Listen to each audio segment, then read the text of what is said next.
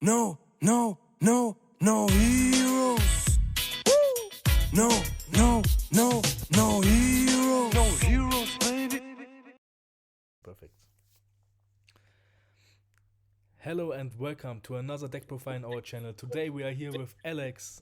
And hi Alex. Hi, thanks for having me over here. Yeah. Alex was able his deck managed his deck to top 16. This is from very nice for a 1000 over 1000 player event. And yeah, Rob Lucy is it's like updated to the meta. You are the only one to manage, to was able to manage the Rob Lucy deck to top 16, and this is very nice. And yeah, Alex, tell us about your matchups. Okay, so my round one opponent was Zorro.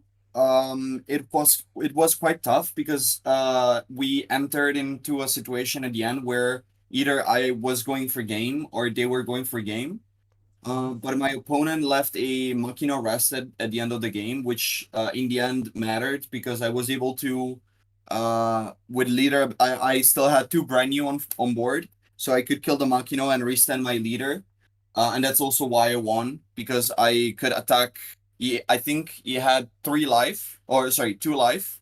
One I attacked for seven and they took it because they had low hand size. Mm-hmm. And then I attacked with 13 with leader. They took it again. And then I attacked the Machino.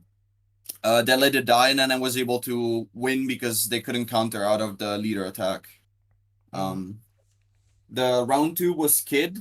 My opponent didn't open very well at all, and I was able to win swiftly. And also they had a some webcam issues, and they gave me the win in the end.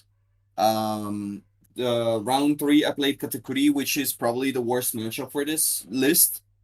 Mm-hmm. Because I don't run that much removal for big bodies. In the end, I noticed that what I had to do was try to preserve my life as much as possible throughout the game, so that when they started playing big mons, I still had some life to be able to take the 12k swings. Mm-hmm. And because I had a lot of 6k bodies, they couldn't clear them because most of the forecasts that they have in the deck are not 6k, they are 5k. So if they play Big Mom, they have to decide not to trade with board but just go face. Mm-hmm. And that's kind of what happened. But because of that, I was able to. They were at 5 life. I think the second last turn of the game. I managed to bring them down to 3 or 2. I can't remember exactly. But they had to decide. Okay, do I play another Big Mom, or do I try to like game? And then they played another Big Mom, and because of that, they couldn't clear my board again. And then I went for game the turn after. Even though they had 3 life, I still managed to, because I they had very low hand size, so they couldn't counter out of all my attacks. Mm-hmm. Round four was Zorro. Um, I I had a good hand in this match. I opened Borsellino and brand new. So the opponent had to like waste resources to out the brand new because otherwise they could trade for board. And the Barcelonos kept him in check because it was hard for him to out because they're 6k. And also I could just keep attacking is 3k or 2k bodies with them. And then I was able to preserve my life enough, so I had the time to play Ishio, and we did. I managed to hit a Rush Zoro and a Rush Luffy out of their hand, which in the end mattered a lot because it slowed them down by a lot. And then in 1 or 2 turns after, I managed to go for game. Yeah. Um, round five was Law. Uh, the opponent whiffed a couple times, but in the end they were still able to make the engine roll. After a little bit, I lost my dice roll, so I also had my curve not like perfect. Um, and in the end, I was able, because of Sakazuki and other removal, to like start applying pressure while also trading their board. And at some point they had to like start countering, and when that happened, then after I cleared their board and started like also going for life a little bit. And then there was one turn where they tried to go for game, they couldn't anymore. Mm-hmm. And I just won turn after. Round six was Whitebeard. This matchup uh, is like surprisingly easy for this list, even if it's not the deck that is targeted with it. Because of course the leader ability, but also I played a 4 cost Kuzan on curve, and then I was able to just keep it alive for the entirety of the match. And every time my opponent would play a Thatch or a Ace or anything, I had removal for them, so I could attack with Kuzan, um, reduce the cost, and then KO right after what they had played. But also I had a lot of 6 case wings, and at the end, like they had 2 or 3 cards in hand, so I could just go for game while still being at 3 or 4 life, which is pretty crazy against Whitebeard. And round seven was against Law. Shout out to Ivan, which was my opponent, and which is also the person who won the tournament. Yeah. Unfortunately, he whiffed a lot of times, and his hand got delayed, and by the end of the game I was in advantageous position. But I decided to try to go for the risky play and go for game when they had 2 life. Mm-hmm. But I did it wrong, and it cost me the match. As he also mentioned, I should have just probably played safe. So that was my first loss. So I was going 6-0 and now 6-1. Then I played against Film Kid.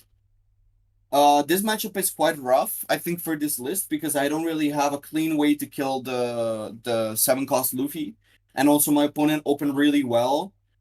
Since their turn with 7 Dawn, they played the Luffy Brook Nami combo, and I couldn't really keep up, and they just killed me in 2 turns because I didn't have enough blockers for that. And at the end of the game, I just played a Borsellino, but they rested with Izo and then went for game. Mm-hmm. So I was 6-2 then. And then I played a Law round 9. My opponent didn't open very well. They didn't really have them many searchers, and when they played a Bonnie that couldn't be protected, I just like attacked with my characters. He protected with blockers, and then used Sakazuki to kill it. And then afterwards, they couldn't really come back anymore because their world board was empty, and that's why I won. And I played very safe because of how round seven went. So I tried to like play very safely, not concede anything. And then round 10 I played against Katakuri. I was quite stressed because I was on the bubble. And again, it's my worst matchup, but it went a similar way to the other one, where I started building a board, go quite wide, and I kept some of the blockers for the end game because I knew that I needed them. So we got into endgame with, I think I had 3 life and my opponent had 4, and it went a similar way. I managed to bring them to 3 or 2 life. And then they played a second Big Mom, went up again. Mm-hmm. And then I managed to win because I kept the leader attack last because I thought that well, if they had a Brûlé trigger, then if I attacked with this first, I couldn't kill them anymore, most likely. Yeah. So I kept it there. And then in 1 turn they had 3 life, and I still managed to go for game. Something that is important with this deck against yellow is you need to try to eat the hand size of them, because if they have too many counters, when you get to late game, you can't really go for game anymore. Mm-hmm. So that's, I think, the recurring theme and the reasons why I won, even though the lists are not built for that matchup specifically. Yeah. And that was it. So my final score was of 8-2. Yeah. And then also partly because of Ivan, shout out to him, which gave me amazing tiebreakers. I was able to get into top 16. Yeah. Yeah. Nice. Top 16 is a very good score, and I think you are very happy about this. And Yeah, I really didn't expect it. yeah, yeah, and Yeah. now we go straight into your deck. Show us Yeah, your deck, sure. my friend. So there's two. I'm playing the hybrid version. I'm not the person who came up with the concept of this list. I can give a shout out later to the person. Mm-hmm. Um, because it's a player from NA. I don't know them personally. I just found the list on YouTube and then did some minor changes. Yeah. So let's first start with the CP9 package. So I played four Spandam, Mm-hmm. which is also something a bit weird if you consider I play also four brand new. But the way the person who made the list explained it is that you want to have a good curve when you're going first or second, and most of the time people will make you go second. So having a one cost searcher is very good, especially since it fills your trash and you can search really strong plays. Yeah. I played four Kakus, which is like the main removal of the deck because we only play in this list four Kaku and two Sakazuki as main removal. This card is amazing because it's like 6k body. It trades with something on board without having to discard. Um, and sometimes I was able to go for a game because I could just pop something with with it and then resend the leader. Mm-hmm. Then I played four Blueno. This card is amazing. One, because it floats into another CP9, and two, it can act as a blocker. Yeah. But by watching the profile of the person who made the list, I noticed that what they said is even with this or Bersolino, you should always swing, even unless like you're in danger of dying. And the fact that like even with low hand size, you can just block for free and then summon the Kumadori is perfect because then next turn you also have like another 6k body to swing with. And yeah, it only costs one Dawn to make it a blocker, so this card is amazing. And then of course, for Khalifa, I think I only played it once, like from the hand because I wanted to kill something, so I needed the reduction of the cost, or like to fix my hand. And apart from that, I used it just as a 2k. And then we ran three Komodori, which is the vanilla, which is really good in combo with Blueno because it's you block with a 6k, but a 6k comes back, so it's almost as if reborns itself. Yeah, nothing to say. It's just a vanilla. And then the Fukuro, which is really good, cannot be KO'd. It's really nice into most matchups now. Part of the reason why I wanted to play this deck is because they have both this and Borsellino that cannot be KO'd. And I was really scared of Fire Fist and Jet Pistols when going into the event.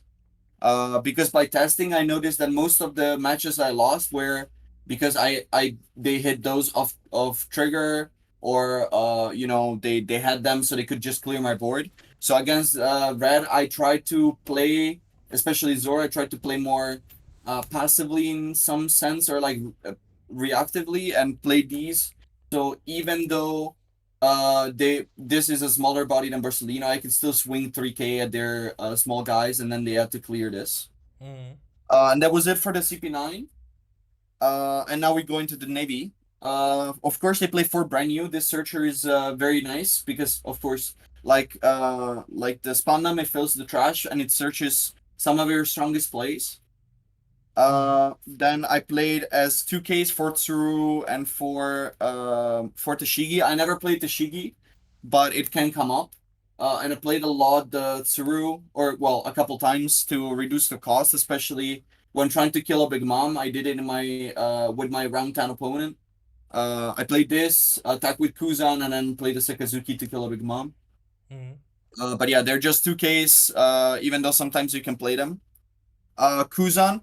This is probably the most important card in this list, and as also the creator mentioned, if you can defend it, and it makes sense to defend it in the matchup, then you should always with blockers or with countering. This is the main way you remove big bodies. So in some matchup, it's really important. Yeah. And of course, the fact that it gives you back the card that you invest to play it, it's really nice. Yeah. And it's searchable off brand new. I was able to play most of the time this on turn two, which is really good. And if not, I had a Barcelino instead, and brand new really helped facilitate both of them. Then of course we played for Barcelino. That's probably like one of the best blockers in the game. Mm-hmm. As I said, like most people don't swing with it, Against red, you probably have to not fall behind too much, or like start like taking cards out of their hand. But also you need to be careful to not fall into like otamas or stuff that reduces the power, because then it becomes really easy to remove. But even then, they have wasted resources to out this card that you only played for four, and it probably trades with a lot of things. And you can just block 5K's wings, which is what they do the most, and preserve your life. So yeah, this was insane all tournament. Then I played two Sakazuki.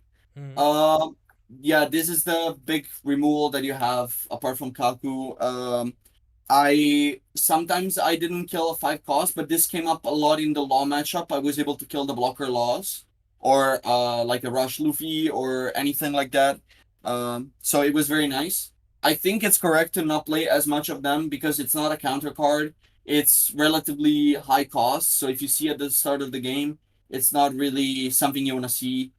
You want to see it more towards like your turn 3 to 4, so either play it on curve or play the turn after whenever you need it. Then I played Isho. I think I only played Isho twice or three times in the entirety of the tournament, and it was because I could resolve it. Otherwise, I most of the time kept it in hand, so I had like a card to discard of Lucci, or like fake that I had more counter in hand than I actually did.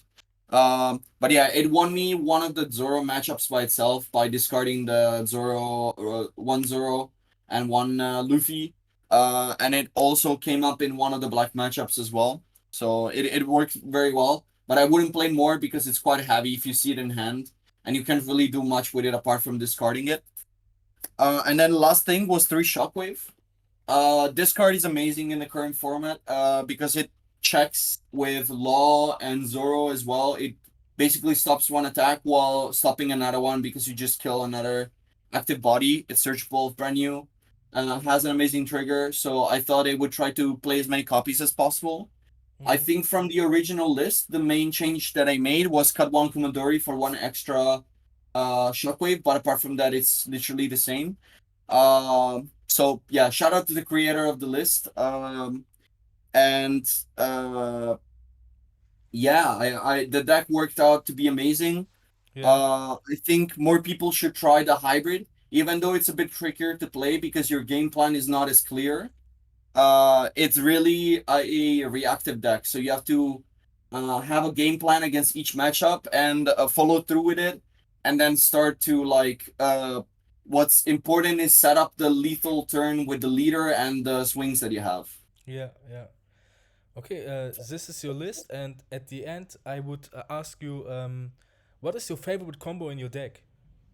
Well, I think brand new into Kuzan, like the curve is like really amazing. Mm-hmm. Because it's basically you don't waste any cards at all Mm-hmm. to play something that can help you remove things and like a 5K body. Yeah. Uh, and but yeah, I think yeah, this was probably it. And just like keep pressuring the opponent with like Kaku and Bluenos. Like Blueno into Kumadori is also amazing. And also yeah, just Lucci attacking twice is probably my favorite part of the deck. I Yeah. used to play Kid a lot, and this reminds me a lot of it. But the fact that it costs zero to do it is amazing. Yeah. Yeah. Very nice. And at the end, you want to give some shout outs to the people? Yeah, so of course, shout out to the creator of the deck. Shout out to Yvonne to being such like a very nice guy. Shout outs to my girlfriend and my friends, the people at the Purple Dragon. Shout out to Isolde. Shout out to the Laws Apprentices testing group, Mm-hmm. and shout out to my family and friends and everybody who supports me in this hobby. Yeah. Yeah. Very nice. Yeah, Alex. Thank you for the deck profile, and I Yeah, say thank you for having me. goodbye to the people and goodbye to you. Thank you. Bye Thank bye. you, man. Bye.